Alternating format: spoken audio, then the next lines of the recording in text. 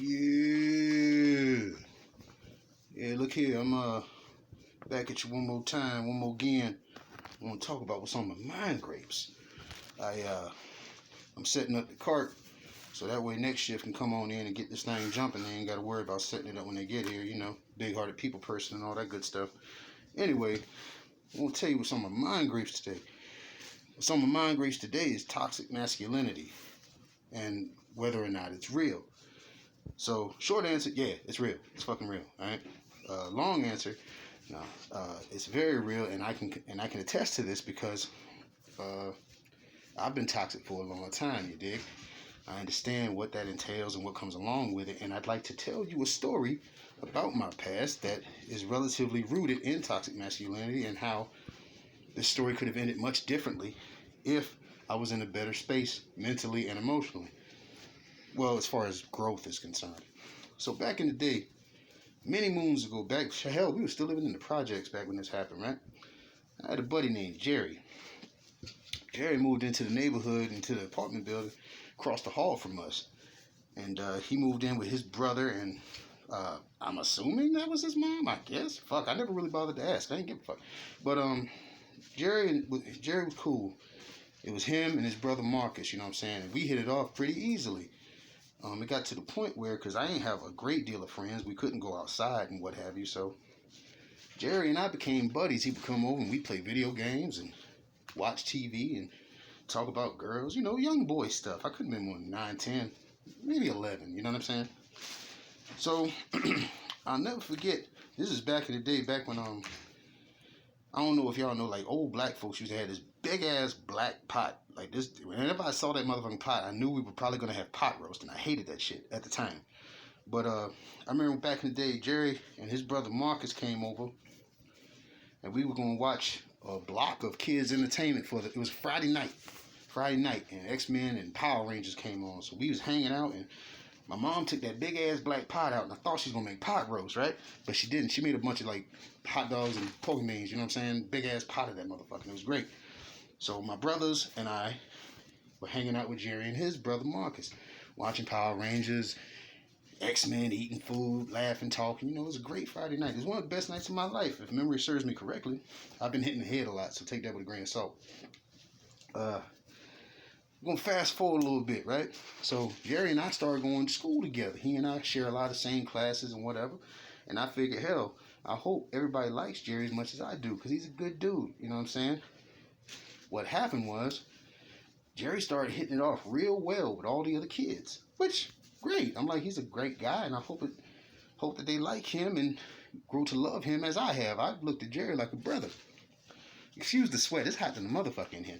Anyway, time starts passing, and Jerry is not only getting along with the other kids, he's becoming popular. No big deal, because I was a weird little kid, and popularity wasn't worth a goddamn, because popular niggas was still living in the same projects I was. Like, nigga, you don't know who the fuck your daddy is. Fuck popularity, right? So, not only is he becoming popular with the other kids, he's scoring points off of making fun of me, right? Like, oh yeah, Lee and his family be eating PB&J, they be eating hot dogs and pork and beans. Like, nigga, you were too. You were in my place. You were in my parents' home breaking bread with us, right? Didn't think nothing of it at the time. Well, I was offended, but I kind of let it pass a few times. But it became a common thing. So fast forward maybe a couple of weeks. Maybe 2 weeks, right? We're in music class. And he started that little peanut butter and jelly song again, because not the one you're thinking of with the Brian Griffin. It's a different song you were singing. But I remember I was like, you know what? I think I done had enough of this shit. And so I put Jerry in a chokehold, like sleeper hold, straight, you know what I'm saying? Just snatch that nigga up in the yoke real quick. And I'll never forget that the other kids in the class started reacting and screaming and telling me to stop. Like, stop hurting Jerry. Stop doing that. And I remember I was already hurt in the moment because I viewed him as a brother and he treated me unfavorably. But then, not only did you break bread with me and make fun of us as a result, after eating our motherfucking food, the kids were defending him, because if it was me and the roles were reversed and I was being attacked, they would cheer. And that shit hurt. You know what I'm saying? Like, everybody has feelings, and that hurt me very deeply. So, That made me squeeze tighter, and Jerry was turning purple, and Jerry was a black motherfucker. That's not a dig. Like, he was very dark skinned, you know what I'm saying? Like you see how black my hair is minus the gray nigga? That's how black Jerry was. And this motherfucker started turning purple. And I'll never forget a young girl named Sierra, pretty little light skinned thing, little yellow bone mama. She gets up and she starts screaming louder than everybody else, "You're killing him!" And that shit cut me deep because I had a crush on Sierra, right? And so I kept squeezing that motherfucker. And eventually the teacher comes over. Eventually, she didn't move very fast. She was a sweet old lady, but she couldn't move very fast. And she comes over and she breaks it up, right? I let him go because in my heart, I knew what I was doing was wrong. Like, I wanted that nigga to hurt, but I didn't want to take his life. You know what I'm saying? And needless to say, Jerry and I weren't friends no more after that. But I always think about that because in reality, I should have been more mature. I'm not absolving that nigga at all. But I should have been more mature, and I should have said, just taken him to the side and said, "Yo, man, what you did hurt me." You know what I'm saying? Like, that hurt my feelings. We as men don't really know how to do that shit. I mean, I think now that we're all older, we can. But back then, young dudes, conversation ain't nothing. Conversation is just off the table. You know what I'm saying? That's just not even a part of the equation. There's violence. That's how we solve disputes. There's no just, "Hey, man, that hurt me, and I think you should apologize, or we should hash this out." The only way brothers hash it out that I knew about growing up was fighting, which of course branched off into more violence. It went from just fist fights, shaking hands, going your separate ways, to fist fights and possible gunfire. And that's some toxic shit. You know what I'm saying?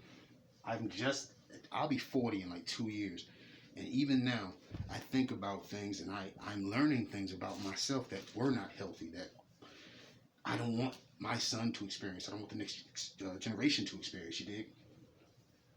It's kind of funny because like years later, I still remember that very vividly. Jerry might not even remember who the fuck I am. We haven't seen each other in over 30 years. But, well, it's been about 30 years, excuse me. But I remember that very vividly, and I remember that that's one of many instances when I should have just taken a deep breath and expressed myself, but I never learned how. I never learned how to just say, "This is wrong, this makes me feel a certain way, I'm upset." It was always, "I'm gonna beat your ass," or "I'm gonna hit you with a brick." You know what I'm saying? And that's not healthy. So when people tell you about toxic masculinity, understand that shit is very real. You know what I'm saying? And it's important that us, individuals like myself in my age range, we're the elders now, so we have to teach that shit. I try and teach that to my son. It's a little trickier because he's autistic, but it's important that he understands that if he's sad, if he's upset, if he's hurt, he can come to daddy and we can talk about it. Because I ain't learned that shit. It was like, "Hey, nigga, suppress that shit until you find somebody you can punch in the face." So that's what's on my mind, Grace, today. Toxic masculinity is a real thing. It hurts. It doesn't just hurt men. It hurts every motherfucking body. Because you bring people into your world and then they got to deal with it too. So I guess the moral for today is learn how to process your emotions. Learn how to say what's on your mind. You know what I mean? Learn how to express yourself in a healthy way. It's never really too late to do that until your motherfucking lights go out for good.